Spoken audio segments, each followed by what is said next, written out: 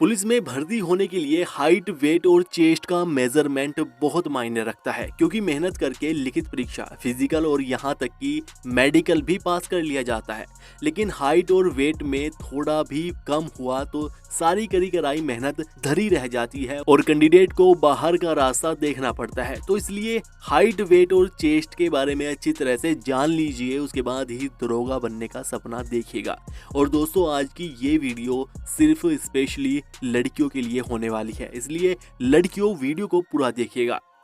दरोगा, एसआई और sub inspector तीनों एक ही नाम होते हैं, तो पहले इनमें आप कंफ्यूज मत होइएगा। और दूसरा, अब आप ये जान लीजिए कि दरोगा बनने के लिए आखिर क्या क्या जरूरी रिक्वायरमेंट है। दरोगा सिर्फ वे ही कैंडिडेट बन सकते हैं जिन्होंने ग्रेजुएशन पास कर रखी है, यानी कि 12th के बाद ग्रेजुएशन करनी होगी। और ग्रेजुएशन में कौन सा विषय ले, कौन सा कोर्स करे, ये कोई मैटर नहीं करता। किसी भी विषय से कोई भी कोर्स कर सकते हैं, सिर्फ ग्रेजुएशन पास होना जरूरी है और ग्रेजुएशन में कम से कम 50% नंबर आने चाहिए।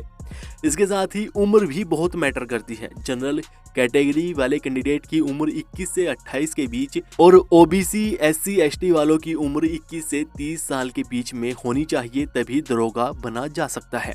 इसके बाद अब फिजिकल रिक्वायरमेंट के बारे में भी जान लीजिए। दरोगा बनने के लिए जनरल, ओबीसी और एससी वाली कैटेगरी की जो लड़कियां हैं उनकी हाइट 152 सेंटीमीटर, जी हाँ 152 सेंटीमीटर होनी चाहिए। और जो एसटी कैटेगरी वाली लड़कियां हैं उनकी हाइट 147 सेंटीमीटर होनी चाहिए।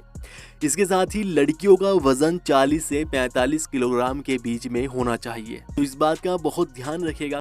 इसके साथ ही दौड़ वगैरह भी लगवाई जाती है। लड़कियों को 14 मिनट में 2.4 किलोमीटर की दौड़ पूरी करनी होती है। इसके साथ ही 16 मीटर तक की बॉल भी फेंकनी होती है और 8 फीट के गड्ढे के ऊपर से छलांग लगानी होती है। ये इस तरह के टेस्ट फिजिकल में होते हैं जो कि पास करने होते हैं। इसके बाद मेडिकल टेस्ट भी इसमें लिया जाता है। मेडिकल के दौरान भी लड़कियों के सभी तरह के टेस्ट लिए जाएंगे और ये चेक किया जाता है कि शरीर बिल्कुल स्वस्थ होना चाहिए, उसमें किसी तरह की कोई बीमारी नहीं होनी चाहिए। इसमें आंखों की दृष्टि चेक की जाएगी जो कि 6/6 होनी चाहिए। कलर ब्लाइंडनेस नहीं होना चाहिए। कलर ब्लाइंडनेस में कैंडिडेट रंगों की पहचान नहीं कर पाते हैं, तो कैंडिडेट को ऐसी कोई बीमारी नहीं होनी चाहिए, उसकी आंखें बिल्कुल स्वस्थ होनी चाहिए। सट्टा घुटना या सपाट पैर भी नहीं होने चाहिए। और कैंडिडेट के बो लेग, जिसमें दोनों टांगें टेढ़ी मेढ़ी हो जाती है, ऐसी भी कोई बीमारी नहीं होनी चाहिए। साथ ही हकलाना, विकलांगता जैसी कोई समस्या भी कैंडिडेट में नहीं होनी चाहिए। आदि इस तरह के टेस्टों के द्वारा सभी कुछ चेक किया जाएगा। और दोस्तों, मेडिकल में कोई बाहर नहीं निकलता, इसमें घबराने की ज़रूरत आपको नहीं है। अगर आपको कोई बीमारी है, कोई समस्या है, आपको लग रहा है तो डॉक्टर को आप दिखाकर उसका पहले से ही इलाज करवा लीजिएगा, यही आपके लिए सही रहेगा।